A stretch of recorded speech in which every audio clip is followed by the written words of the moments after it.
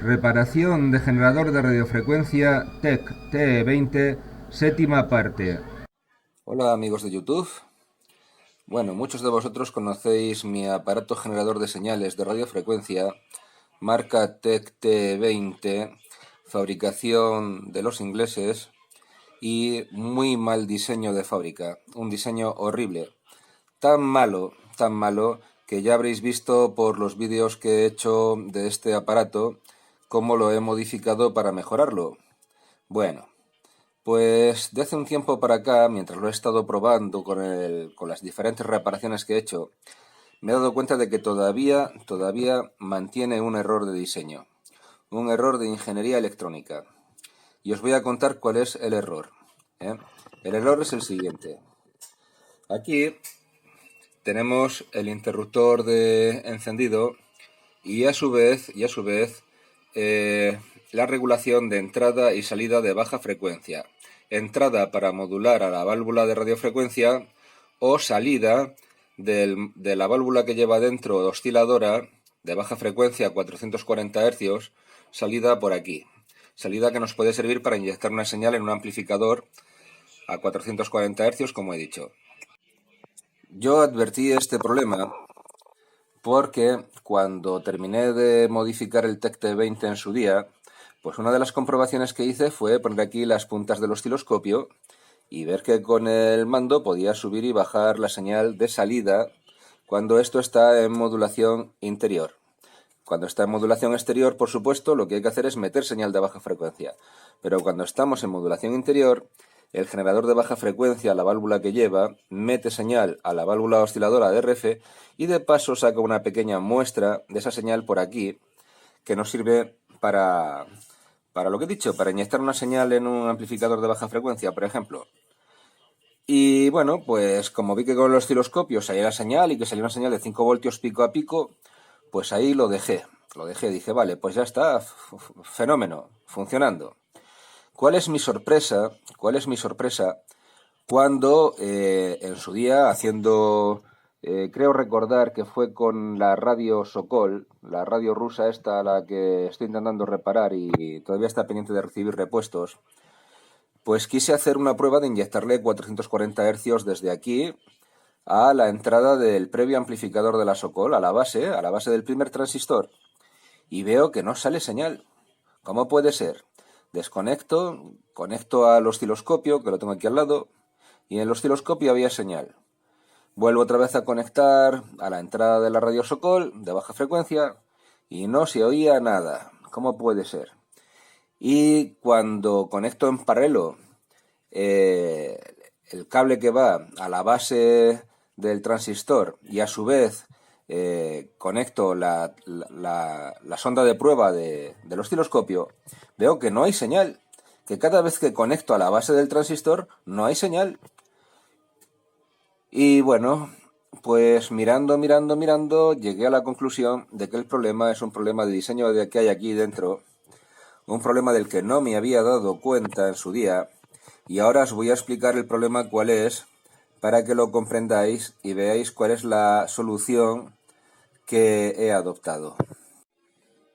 Para que lo tengáis más claro, saqué un pantallazo del esquema de la parte osciladora de baja frecuencia, que es la que tiene el problema.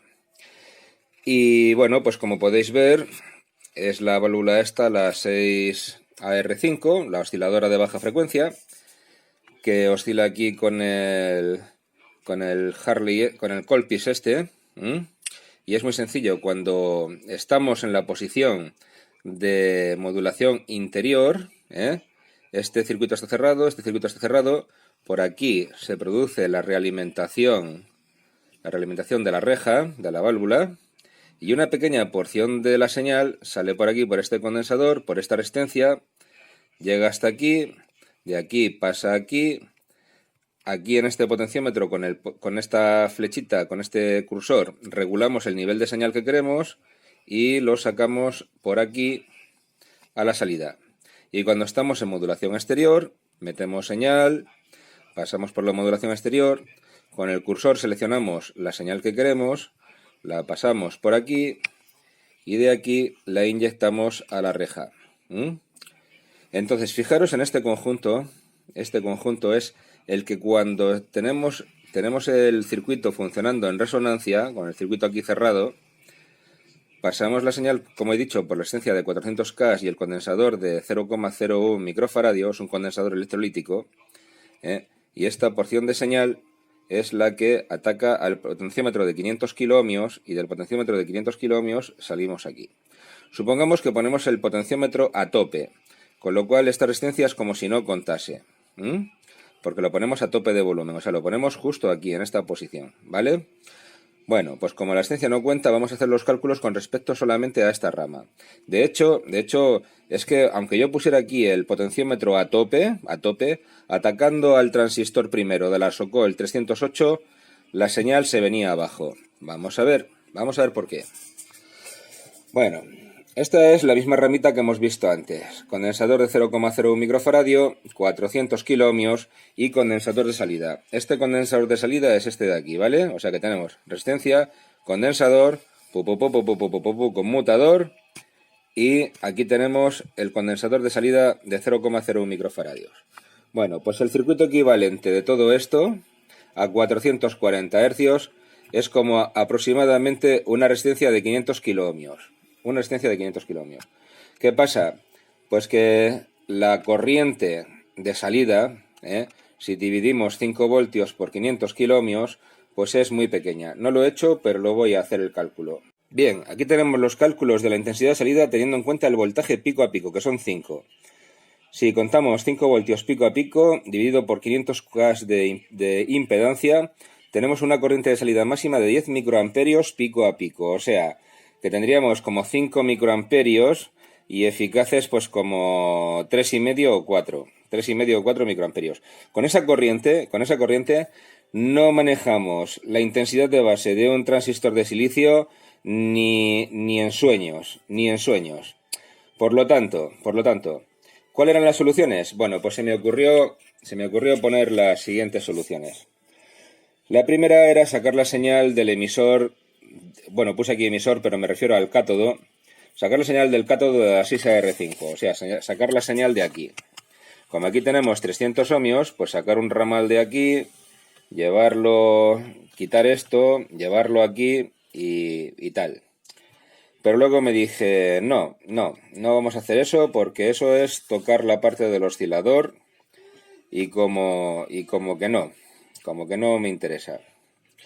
Luego la otra solución que pensé fue aumentar la capacidad de microfaradios del segundo condensador de salida a 22 microfaradios 35 voltios, comprobando que no se varía la frecuencia de resonancia a 440 hercios. Pues claro. Si modificamos este condensador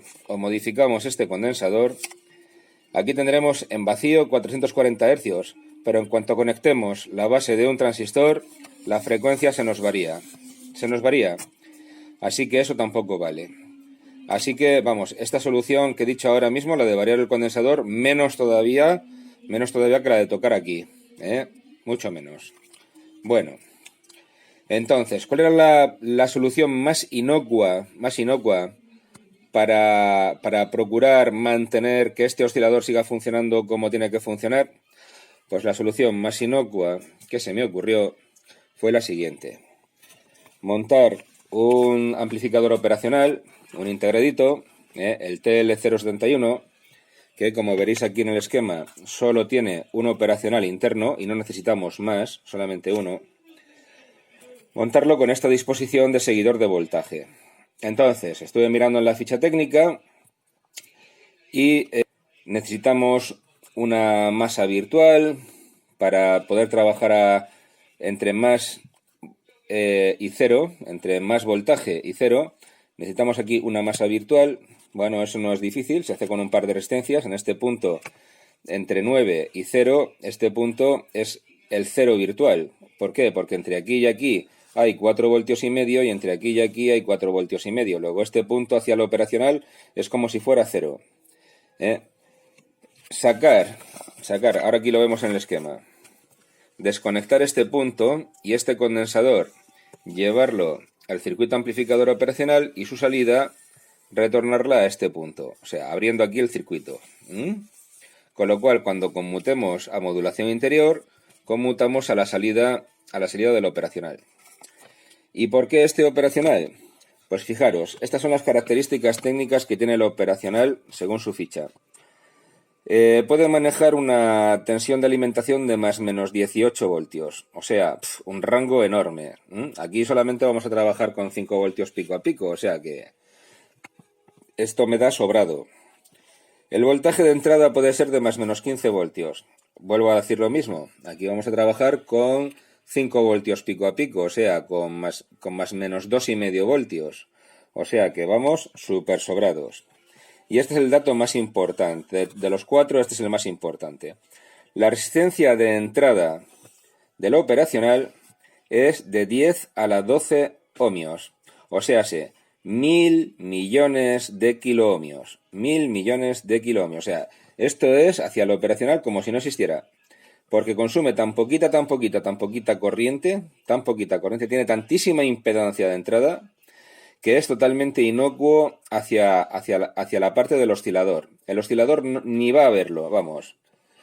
Y más detrás de otra resistencia que nos da una pasada de kiloohmios.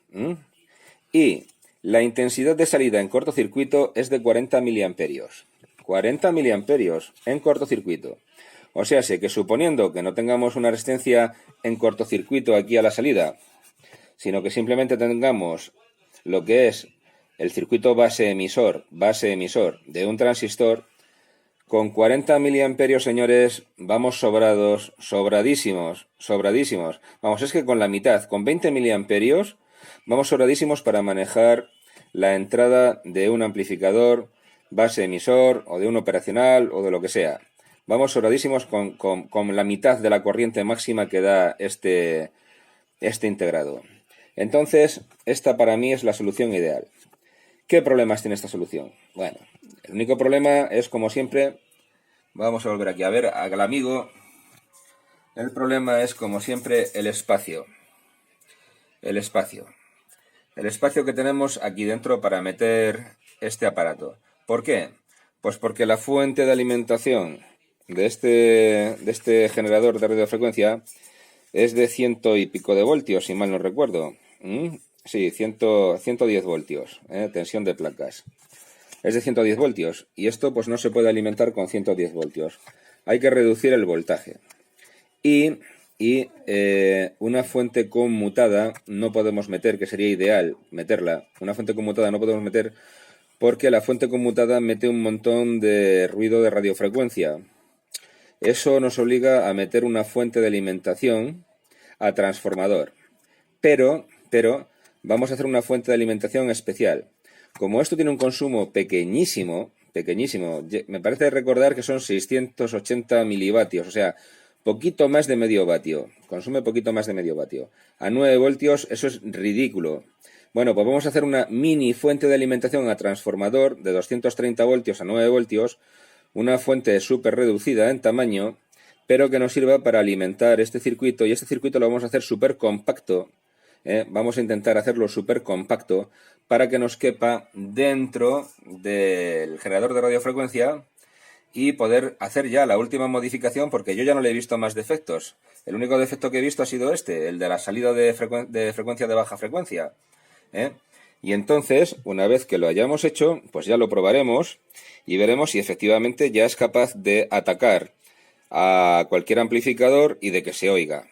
Incluso, fijaros lo que os digo, incluso a un altavoz como es el altavoz de taller, el multialtavoz de taller, tiene que ser capaz de escuchar los 440 hercios que me está dando este.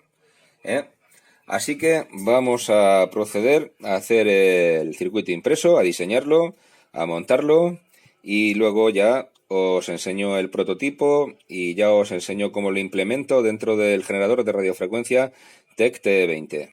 Bien, aquí tenemos la protoplaca o placa de prototipos y ahí tenemos todos los componentes necesarios para construir este circuito y probarlo.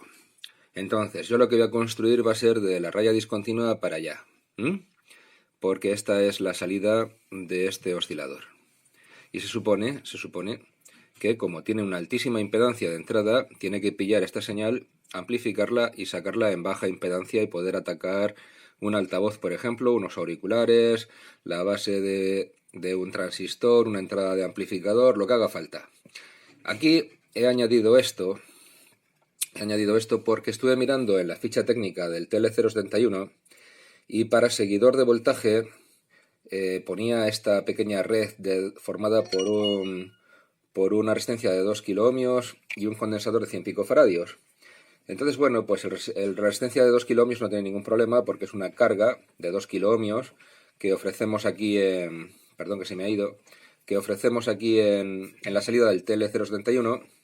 Y el condensador de 100 picofaradios, pues me imagino que será por si acaso hay picos a la entrada, conexiones, desconexiones, pues que envíe esos impulsos, si los amplifica el TL071, los envíe a masa. No tiene otra función. Entonces, bueno, pues yo voy a montar primero, si en esa red RC que hay ahí, probaré el circuito y luego lo volveré a probar con la red RC a ver qué tal responde. Aunque, bueno, en el esquema original que viene en la ficha técnica, este punto de masa debería ser el punto de la masa virtual, pero yo lo he conectado a masa de alimentación, ¿vale? Porque yo tengo los voltajes de salida están referidos a masa de alimentación, ¿vale? No están referidos a la masa virtual. Bueno, pues vamos allá con la placa de pruebas, con el protoplaca esta, y vamos a empezar a montar componentes y a montarlos. Esto de aquí no le hagáis caso, que eso es otro prototipo de otra historia que estoy luchando con ella porque no me va todavía del todo bien, pero me irá. Yo voy a trabajar en este área, ¿vale? Así que vamos a montar. Bien, pues ya tenemos nuestro circuito montado. Tenemos conectada a la entrada la señal de baja frecuencia que sale por aquí del generador de radiofrecuencia. Tenemos la señal a la entrada, aquí. El osciloscopio lo tenemos en la señal de salida. El altavoz de taller, no sé si lo escucharéis. Ya se oye el tono, cosa que antes era imposible. Y lo único que me queda por averiguar es lo siguiente.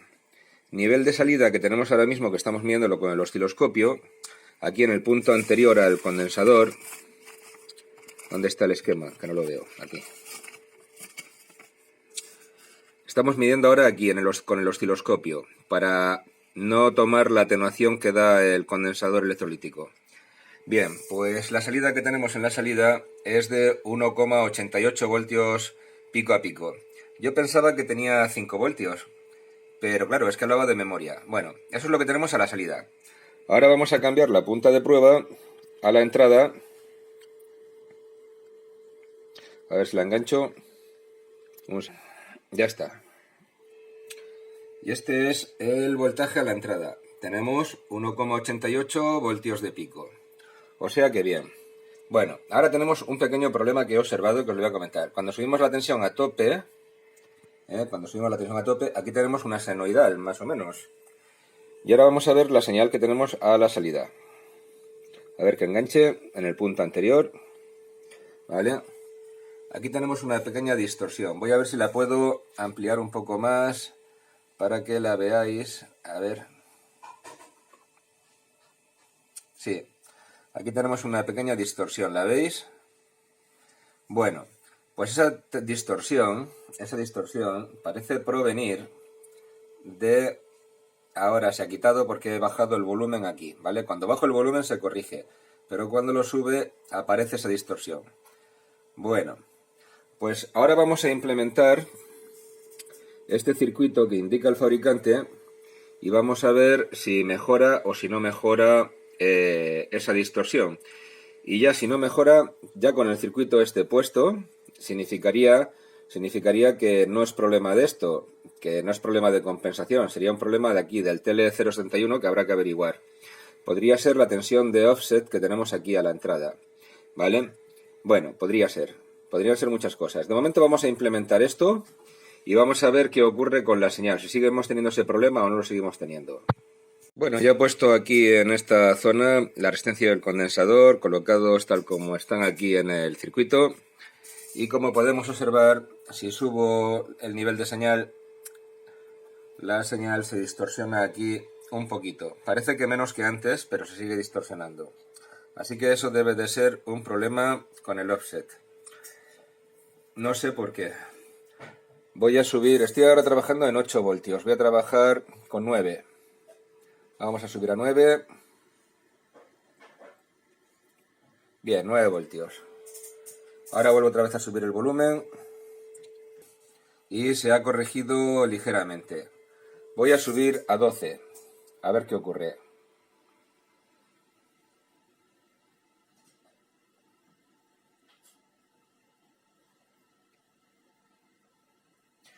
Bueno, pues que sube un montón la tensión de offset, sube un montón y a ver, un segundo, a ver.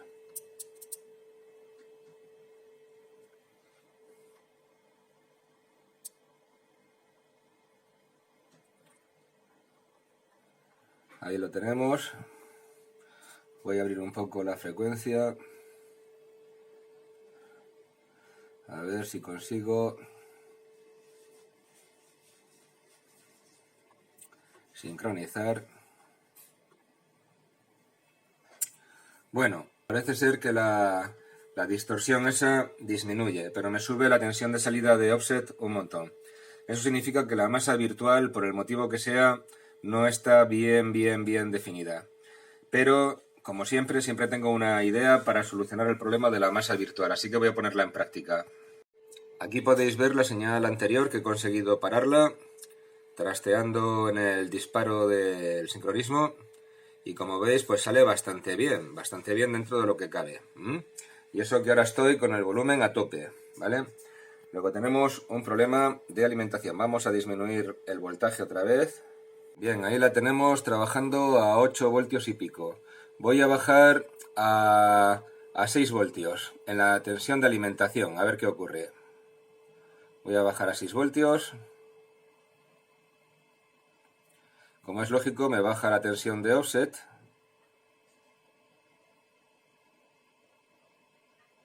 Ahí estoy en 6 voltios. Voy a volver a subir el... Sí, aquí se nota mucho más la distorsión. Luego tenemos un... A ver que vuelvo otra vez a sincronizar. Bien, ahí se nota mucho más la distorsión. La ves que pico, ¿no? Esto es trabajando a 6 voltios. Lo cual quiere decir que vamos a ver a qué voltaje desaparece ese problema. Vale, bajamos aquí otra vez, que sube la tensión de offset. Bien, más o menos a 9 voltios. A 9 voltios ese problema de distorsión aquí de señal picuda desaparece. Lo cual quiere decir que este circuito integrado tiene que trabajar a ese voltaje, a 9 voltios. 9 voltios para dar 4,5 más 4,5 en la excursión de la señal. 4,5 más 4,5. Aunque la señal, como estamos viendo aquí, pues tiene un voltaje de... A ver dónde está el voltaje. Ahí lo tenemos y podemos observar que tenemos 2,30 y pico, 2,4 voltios pico a pico. Lo cual nos da 1,20 pico a pico, y si le sumamos 3 voltios a cada pico nos da 4 y pico más 4 y pico son los 9 voltios de alimentación, ¿vale? Porque tiene que haber un diferencial de 3 voltios, creo recordar, por cada semiciclo. Bueno, pues vamos a ver si hacemos la fuente de alimentación de este aparato. Me refiero, de lo que hemos hecho aquí. Tenemos que pasarlo a una placa de circuito impreso y vamos a utilizar para la fuente de alimentación esto que se me ocurrió, que es una antigua placa rectificadora de una fuente de alimentación pequeñita, de no mucha intensidad. Y si os fijáis, os hablé de que no se podía alimentar desde la fuente de alimentación del generador porque eran 110 voltios de salida. pero tenemos el otro voltaje del otro secundario, que es el de filamentos, en el cual tenemos 6,3 voltios en corriente alterna. Y 6,3 voltios en corriente alterna, por la raíz de 2 nos da casi 8, casi 9. Entonces es lo que vamos a hacer aquí. Vamos a atacar con la tensión de filamentos, con lo cual nos ahorramos un transformador. Rectificamos con un puente de Graetz y filtramos con este condensador electrolítico. Y de aquí, de este condensador electrolítico, mandaremos la tensión de alimentación a este circuito, una vez pasado al circuito impreso, y ya pues lo implementaremos dentro del generador de radiofrecuencia. Ahora otra cosa muy importante que hay que hacer es abrirlo y ver dónde demonios lo vamos a meter, porque como ya os digo que vamos justitos de espacio aquí dentro, pues hay que ver dónde hacemos la gracia de meterlo y cómo. Lo importante es que ya esto es una señal audible. Es todo lo que se oye, pero bueno, no necesitamos más.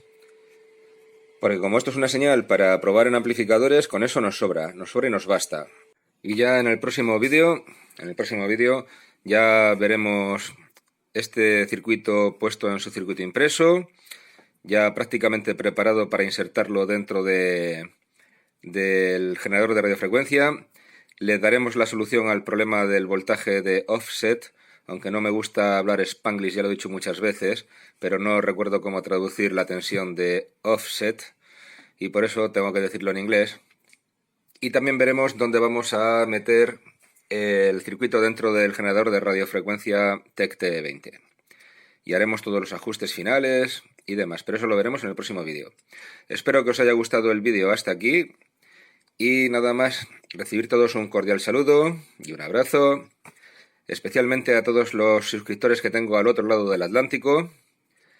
Y hasta el próximo vídeo. Adiós, amigos.